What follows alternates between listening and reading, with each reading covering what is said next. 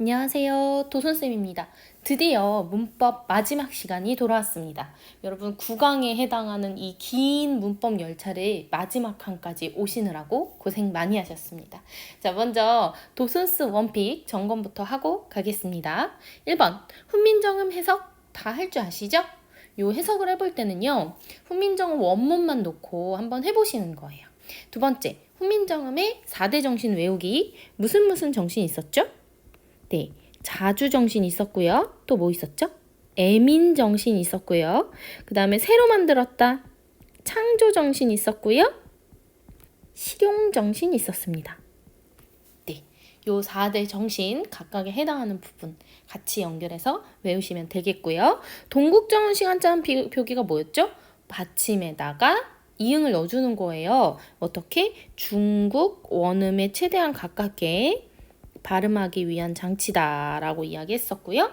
이어적기, 자 말싸미 기억나시죠? 어떻게? 이어적기는 말싸미 이렇게 되고 끊어적기는 말쌈이 이렇게 되고 거듭적기는 어떻게 될까요? 말쌈 미 이렇게 되죠. 그 다음 의미 이동은요. 의미가 전혀 관계없는 걸로 바뀌는 거였어요. 우리 뭐 어리다 라는 단어가 어리석다에서 오늘날 영으로 바뀌면 의미 이동이었었고요. 의미 축소에 해당하는 단어는 뭐 있었었죠? 놈 기억나세요? 놈이 모든 사람이라는 단어 뜻에서 오늘날 남자 비속어 요렇게 되는 것은 바로 의미 축소였습니다. 점검 끝났고요. 그럼 오늘 문제풀이 한번 시작해 보도록 하겠습니다. 네, 본격적인 문제를 풀기에 앞서서 선생님이 중세국어 모의고사 문제의 비밀을 하나 알려드릴게요.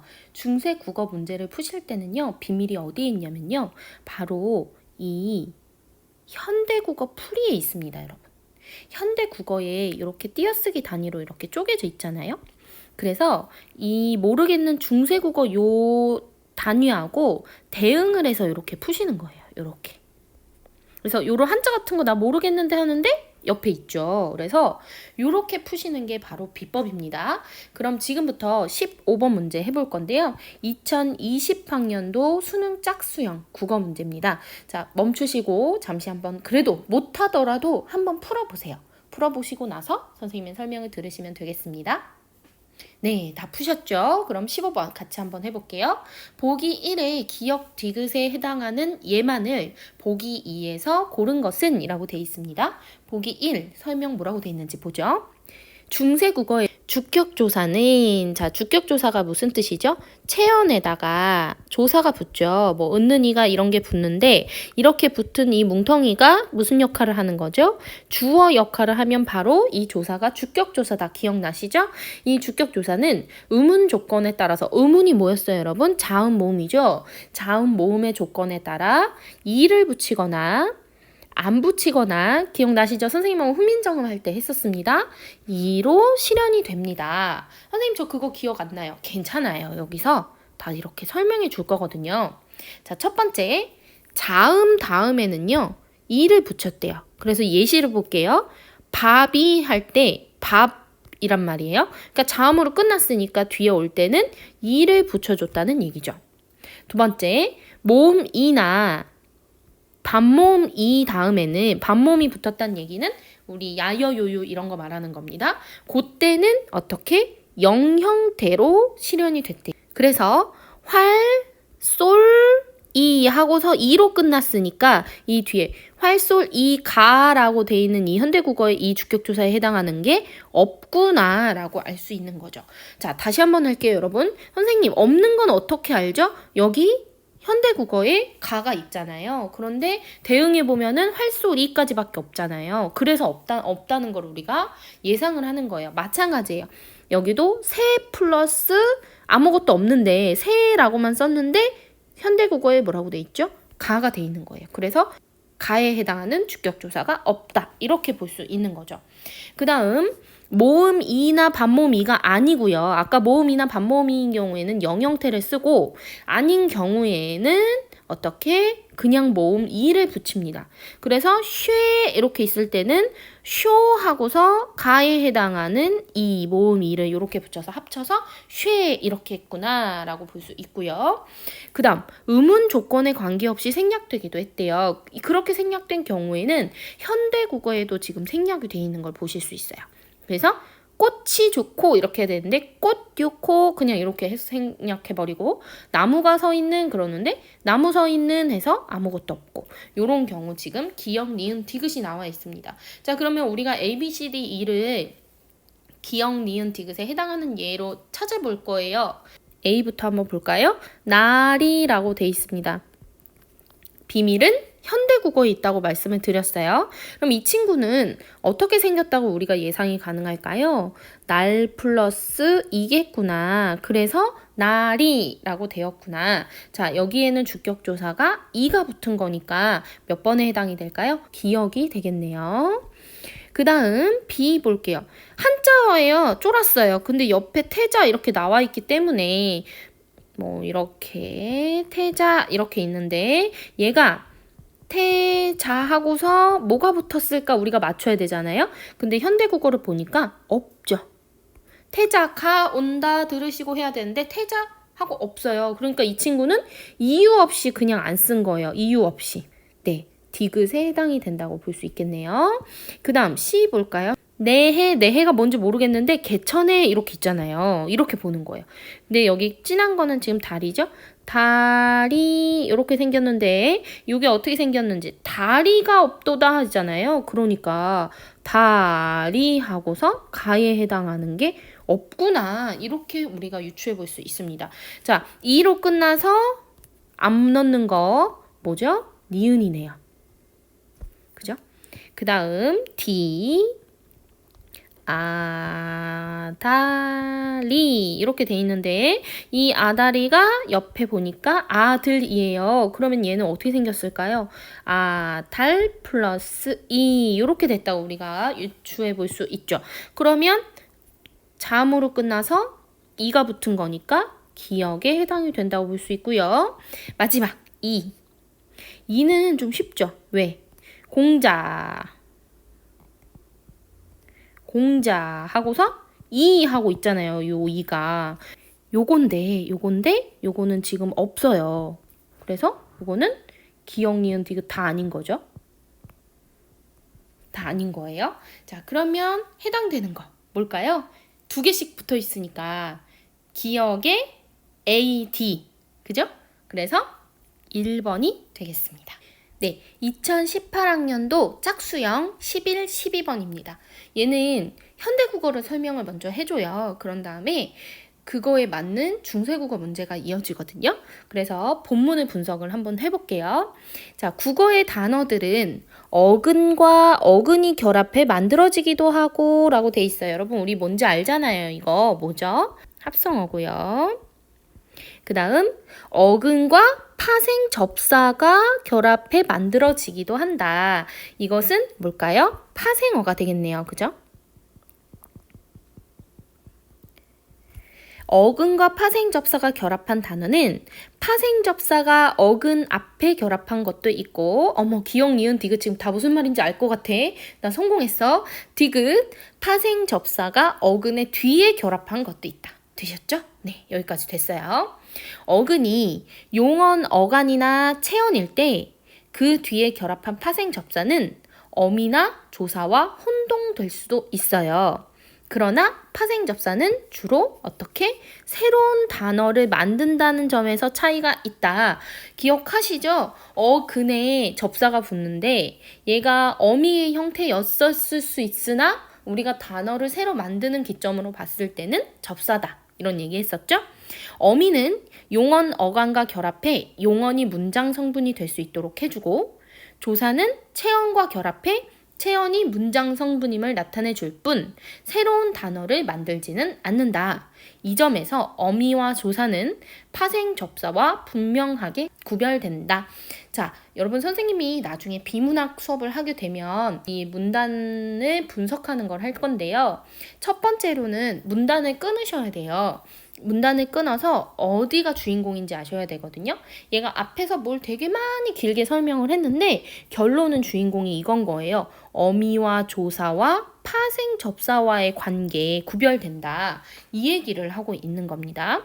이러한 일반적인 상황과는 달리 용언 어간에 어미가 결합한 형태나 한 번 더 하고 갈까요, 우리? 용언 어간에 어미가 결합한 형태. 이거는 뭐죠?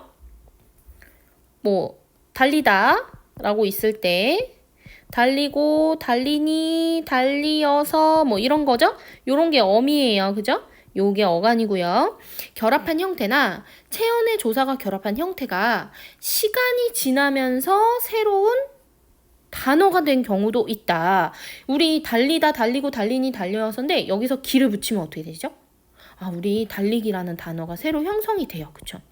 이런 경우에는 단어 형성으로 볼 때는 이 기를 뭐로 볼 수 있다? 접사로 볼 수 있다라는 얘기죠. 먼저 용언의 활용형이 역사적으로 굳어져 새로운 단어가 된 예가 있다. 부사 하지만 같은 경우에도요. 예시죠. 하지만은 하다의 어간에다가 지만이라는 어미가 붙었던 거래요. 그런데 이게 굳어져 버린 거죠. 그래서 하지만이라는 새로운 단어가 탄생이 된 거죠. 다음으로 체언의 조사가 결합한 형태가 역사적으로 굳어져 새로운 단어가 된 예도 있습니다. 명사 아기에다가 혹격조사 아를 붙였어요. 그러면 아기야, 아가 이렇게. 그래서 아가라는 단어가 새로운 단어가 됐을 때는 이 아가 뭐가 될 수 있다? 접사가 될 수 있다라는 얘기를 하고 있습니다. 표시 이런 게 있으면 우리 긴장을 해야 됩니다. 반드시 이 부분에 해당하는 문제가 나올 거예요. 그래서 좀 유심히 보셔야 돼요. 자, 또 다른 예로 미지칭의 인칭 대명사에 의문문을 만드는 보조사 고나 구가 결합한 형태가 굳어져 새로운 인칭 대명사가 된 경우를 들 수 있다. 이난 어떤 사람고 이는 어떤 사람인가에서 볼 수 있듯이 중세국어 보조사 고, 구는 문장에 어떤, 무슨, 어느 등과 같은 의문사가 있을 때에 체언 또는 의문사 그 자체에 결합해 의문문을 만들었다. 자, 이게 무슨 말이냐면요. 지금 사람고 이렇게 있잖아요. 이게 사람 플러스 고잖아요. 이게 체언에다가요. 고나 구와 같은 보조사라고 돼 있는데 우리 보조사 기억나세요? 뜻이 많이 들어있는 거였잖아요. 옛날에는 의문형을 나타내는 조사 중에 고, 구가 있었어요. 이 고가 붙어서 사람 고라는 하나의 단어가 만들어졌다는 뜻이에요. 그래서 의문문에 들어가는 하나의 단어가 된 거죠. 형태가 굳어졌으니까 전미사처럼 되었다는 뜻입니다. 그런데 이와 같은 방식의 의문문 구성은 근대 국어를 거쳐서 현대 국어의 일부 방언에까지 지속되고 있어요. 그러니까 이거는 표준어가 아니고요. 여러분 사투리 중에서 누구 이런 거 있잖아요. 그런 거 말하는 거예요. 그거에 대해서는 문제에서 또 설명을 할 거거든요. 여기서 기억하셔야 될 건 체언에 보조사가 붙어서 의문문을 나타내는 새로운 단어가 만들어졌다. 이렇게 기억을 하시면 되겠습니다. 네, 11번입니다. 이런 문제 같은 경우에는 기역, 니은, 디귿, 리을, 미음이 무슨 어를 말하고 있는지 정리를 한번 해봐야 되겠죠? 우리 기역 같은 경우에는 아까 볼까요? 어근과 어근이 결합하니까 뭐였었고요? 합성어였고요. 니은은 아까 파생 접사가 어근의 앞에 결합한 거니까 접두사가 붙은 접두사 플러스 어근이 붙은 파생어를 말하고 있었고요. 그 다음 디귿은 접사가 어근의 뒤니까 어근에다가 전미사가 붙은 파생어가 디귿이었고요. 그 다음 리을은 어미는 용언, 어간과 결합해. 그래서 용언과 어미가 결합한 형태를 말하고 있고요. 미음은 조사는 체언과 결합한 형태. 그래서 체언과 조사가 결합한 형태. 이렇게 기역부터 미음을 정리해 볼 수 있겠네요. 요거에 해당하는 예가 맞는지 안 맞는지 한번 보도록 하겠습니다. 자, 첫 번째. 아기장수가 할 때 아기장수예요. 아기장수는 분석이 어떻게 되죠? 어근 아기도 쓸 수 있고 어근 장수도 쓸 수 있으니까 기역에 해당하는 예 맞네요. 그 다음 맨손으로의 맨손이에요. 맨손은 맨 플러스 손이죠. 이 맨은 뭘까요? 맞아요. 접두사죠. 혼자 못 쓰여요. 여기에 손이라는 어근 앞에 결합했으니까 맞네요. 쌓인입니다, 여러분. 쌓다라는 기본형이죠. 여기에 파생접사 이가 붙어서 오늘날 쌓이다라는 단어가 만들어졌기 때문에 이거는 접사로 보는 겁니다. 이거는 어미로 보는 게 아니라 전미사로 보는 거예요, 여러분. 사실은 이거 뭐냐면 쌓이다잖아요. 피동전미사예요. 우리 배웠던 이희리기 중에서 있는 피동전미사입니다. 그래서 쌓이다라는 것이 하나의 단어가 되는 겁니다. 그 다음 깨뜨리다라는 것은 리을에 해당이 된대요. 용언 플러스 어미다라고 돼 있는 건데요. 여기에 리는이라는 어미가 붙었다 그랬는데 여러분 이거는 바로 답이 나와요. 왜요? 깨뜨가 어간일까요? 안 되죠. 깨뜨다가 안 되잖아요. 그래서요 얘는요 깨뜨리까지가가 어간이에요. 여기에 는이라는 어미가 붙은 거예요. 분석이 잘못됐어요. 이 리는 우리가 뭐 전미사 리도 아니고 어미 리도 아니고 리는이 통째로가 아니고 깨뜨리다라는 어간. 그래서 답은 4번이 되고요. 5번 모습이라고 돼 있는 거는 모습 플러스 이죠. 그래서 모습 플러스 조사 이 돼서 맞죠? 답은 4번이 되겠습니다. A를 바탕으로 보기의 자료를 탐구한 탐구 내용으로 적절하지 않은 것은 이라고 되어 있습니다. A 다시 한번 짚고 넘어갈게요. 사람이라는 사에다가요. 우리가 보조사인 고를 붙였어요. 그랬는데 이 사람 고라는 단어가 하나 탄생을 했다라고 설명을 한 거예요. 자, 그럼 볼게요. 현대국어 인칭대명사 중에 누구라는 단어가 있는데요. 이 단어가 어떻게 형성되었는지 이해를 하는 겁니다. 자, 중세국어 15세기 국어를 보니까요. 누르 니라다뇨 라고 돼 있는데 이 누르리 오늘날의 누구르리랑 해당이 되는 거예요. 그러면 누구에 해당하는 단어는 옛날에는 뭐였다는 거죠? 누였다는 겁니다. 자, 마찬가지입니다. 네 스승이 누구라고 돼 있을 때도 누라는 자체가 바로 누구라는 뜻이고 고라는 조사가 인가에 해당하는 조사라는 거죠. 마찬가지로 누구인가라는 단어가 누구로 대신하는 거 보니까 누라는 단어 자체가 오늘날 누구에 해당하는 대명사구나 라고 해석을 하시면 되는 거예요. 근대 국어로 갈게요. 중세 국어는 처음엔 누로 썼어요. 근데 보세요. 누구고 이렇게 돼 있거든요. 이게 누구인가래요. 그러면 우리는 밑에 보세요. 누구고 이게 누구인가래요. 그러면 무슨 느낌이 오세요? 누고하고요.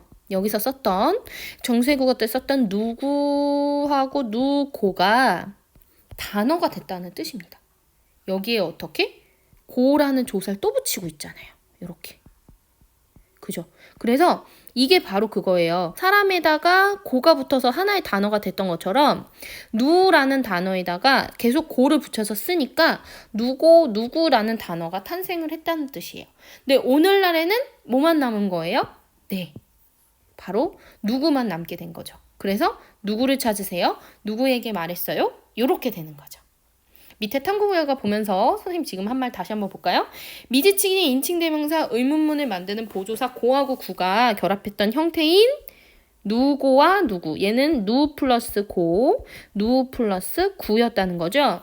시간이 지나면서 점점 굳어져서 새로운 단어가 되었죠. 그래서 오늘날에는 누구만 남게 되었다. 자, 여기까지 이해되시죠? 자, 1번 보겠습니다. 가에서 미지칭의 인칭대명사의 형태는 뭐였죠? 누였죠. 누에다가 고도 붙여서 쓰고 구도 붙여서 쓰고 를도 붙여서 쓰고 이렇게 조사를 붙였었기 때문에 이때는 미지칭 인칭대명사가 누였어요. 그리고 나서 나에 가서 어떻게? 누고가 이렇게 합쳐졌다라고 우리가 결론이 났죠? 그래서 누고와 누구이다. 2번은 맞고요. 다에서 미지칭 인칭대명사의 형태는 그래서 굳은 거 누구이다. 맞죠? 가에서 나로의 변화를 봤어요. 그랬더니 누고나 누구는 누 플러스 보조사 고나 구의 형태였는데 누고라는 새로운 단어가 되었다. 맞죠? 나에서 다로의 변화를 보니 현대국어에서는 미지칭의 인칭대명사 누고는 이제 안 쓰이고요. 뭐만 남았다? 누구만 쓰였다 라고 하고 있습니다. 그래서 답은 몇 번일까요? 1번이 되겠네요. 네, 이렇게 해서 문법 수업이 끝났어요. 여러분들 힘들지 않으셨나요? 선생님이 좀 생략을 많이 했다고 말씀을 드렸어요. 너무 지루하게 파고 들어가면 여러분들이 문법이 너무 싫어질까봐 전체적인 틀을 이해하고 오랫동안 기억하는데 선생님의 목적을 뒀습니다. 이제 문제들을 보실 때, 관형어 뭔지 알아.